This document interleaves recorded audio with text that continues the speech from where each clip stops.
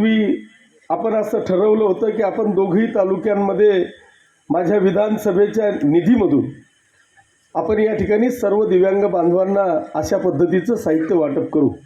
परंतु दुर्दैवाने एक 10 लाख रुपयाची मर्यादा असल्यामुळे आपण त्यावेळेस फक्त भडगाव तालुका करू शकलो. आपण असं थेट सामान आणला आणि सगळ्यांना दिलं असं नाही. तर या विभागाच्या या सर्व सन्मान्य अधिकाऱ्यांचं देखील मी अभिनंदन करेन की या सगळ्या दिव्यांगांना आपण बोलून त्या प्रत्येकाची चाचणी करून प्रत्येकाची टेस्ट करून मग कोणाला हात लागत असेल तर हात, कोणाचा पाय असेल तर पाय, कोणाला जे जे काय करणं साहित्य लागत असेल अशा या सगळ्या साहित्यांचा वाटप आपण या ठिकाणी आज एक करतोय.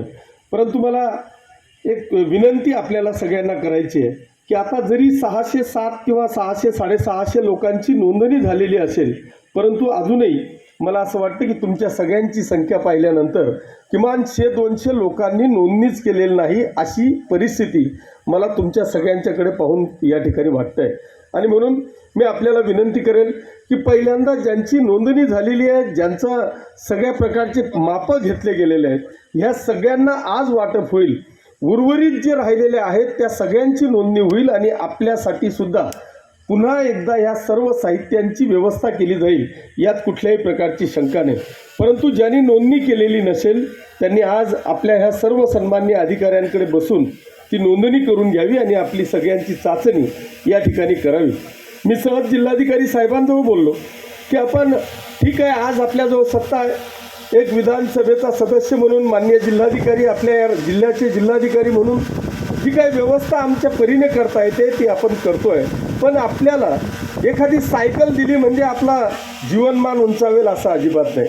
एखादी 2 कोंबड्या आपल्याला दिल्या म्हणून तुमचं जीवन सुधारेल असं अजिबात नाही. पण यांना मी आता हे पत्रकार थोडंसं जर का आपण मोबाईलवाले बाजूला झाले साहेब, आता परिस्थिती अशी आहे साहेब की ठीक आहे, आज बाळाला काय द्यायचं ते देऊ, पण तो तिच्या पोटाचा गोळा आहे. तिला आपण आज काही दिलं तर तिला काही करून आयुष्यभर त्याला सांभाळायचं आहे. शेवटी तिच्या आणि आयुष्याची किंवा तिच्या आणि वयाची जर का आपण त्या बाळाची केली तर तिच्यात आणि बाळामध्ये किमान 25-30 वर्षाचा डिफरन्स हा कमीत कमी असणार आहे. ती तिच्या आणखी 15-20 वर्ष त्याची सुविधा करू शकेल, पण पुढे ह्या बाळाचं नेमकं काय होईल हा सगळ्यात महत्त्वाचा प्रश्न तुमच्या आमच्या सगळ्यांच्या समोर आहे. मग आपण बाळाची उन्नती करू शकतो. सेम तो बाळ तिथं जर पाहिला तो एक 17-18 वर्षाचा कदाचित तो बाळ असेल, ती मावशी त्या ठिकाणी आहे. आज त्याला सायकल दिली, सगळं दिलं, पण त्याचं नेमकं पुढे काय करायचं, त्याचा उदरनिर्वाह हा कसा होणार आहे, ह्या सगळ्या गोष्टींची काळजी मला असं वाटतं की आपल्याला सगळ्यांना, राज्य सरकार असेल, प्रशासन असेल, नेमकं याच्यात आपल्याला काय करून घेता येईल हा सगळ्यात महत्त्वाचा प्रश्न आहे. साहेब, मी दुर्दैवाने सांगतो की आम्ही ठीक आहे, मी लोकप्रतिनिधी आहे, या तालुक्याचा आमदार आहे, परंतु दुर्दैवाने सांगावं असं वाटतं की इथं बसलेल्या अपंगांमधले किमान 50% लोकांकडे अजूनही 70% किंवा 80% जास्त अपंगचं सर्टिफिकेट कदाचित नसेल, हा माझा आत्मविश्वास आहे.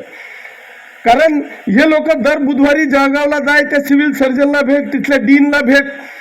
एक तर त्याची परिस्थिती इतकी हालाकीची आहे की तो तिथपर्यंत जाऊ शकत नाही, गेला तर आईवडिलांना घ्यायला जावं लागतंय. आमचा प्रयत्न आज असा होता की अपंगांच्या साहित्याच्या बरोबरच एखादी मेडिकलची टीम जर का इथे आली.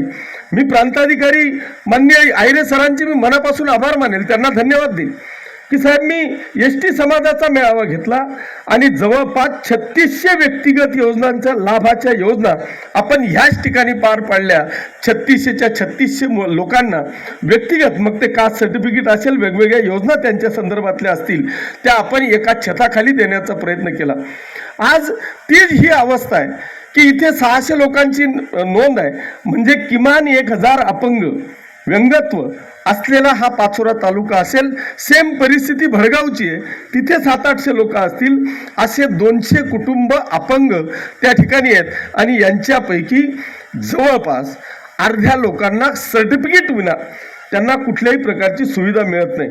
म्हणून माझी विनंती साहेब आपल्याला अशी असणार आहे की मेडिकलची सगळी टीम यांना तिथं त्यांच्या हॉस्पिटलला बोलवण्यापेक्षा जर मेडिकलच्या टीमला आपण आदेश केले, एक मीटिंग जर का घेतली आणि 100% सर्टिफिकेट ह्या लोकांना या छताखाली जर का देण्याचा प्रयत्न केला तर खऱ्या अर्थाने जे मी सांगतो की आज फक्त टेक्निकल दृष्ट्या यांना काही गोष्टी मिळत नाहीत ही वस्तुस्थिती आहे. आणि म्हणून त्या दृष्टिकोनाने साहेब आपण एकदम कर्तव्यदक्ष आहात. मी तुमच्या कामाची अनेकदा प्रशंसा बाहेर आम्ही जनतेमध्ये करतो की मी देखील 25 वर्षापासून राजकारणात आहे, पण तुमच्यासारखा जिल्हाधिकारी माझ्या जीवनामध्ये मी पहिल्यांदा पाहतोय की एक फाईल मी आजपर्यंत त्यांच्या टेबलवर पाहिली नाही. संध्याकाळपर्यंत ते राहिलं आणि सकाळी काहीतरी आहे.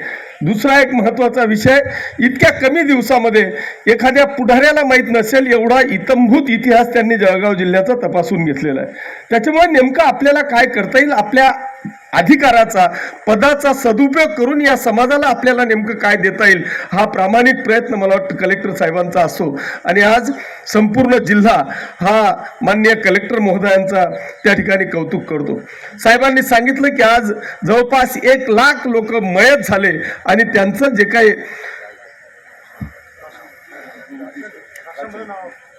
होतं तो राशन मधले 1 लाख लोकांचं नावं कमी केले, ही वस्तुस्थिती आहे. साहेब आणखी एक जर का त्याच्यात एक पवित्र आपण जर का उचलला, ही एक वस्तुस्थिती आहे. ते 1 लाख लोकांचं कमी झाल्यामुळे निश्चितच तुमचं उद्दिष्ट वाढणार आहे.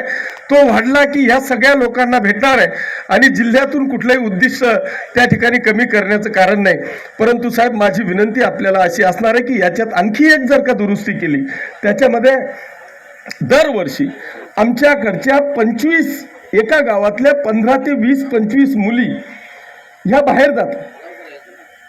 मुलांना मुली भेटत नाही, त्याच्यामुळे येताना खूप कमी येतात. पण 25 मुली तर 100% त्या गावातून बाहेर जातात, पण त्यांची नोंद कुठेही आपल्याला दिसत नाही. हे दर वर्षाचा आढावा त्या ठिकाणी असतो आणि म्हणून ह्या सूचना जर का ग्रामपंचायत आणि तलाट्याला त्या ठिकाणी जर का दिल्या तर मला वाटतं हा देखील एक मोठा विष्टांक त्या ठिकाणी वाढणार आहे. आणि मला असं वाटतं की सगळ्यांना त्या ठिकाणी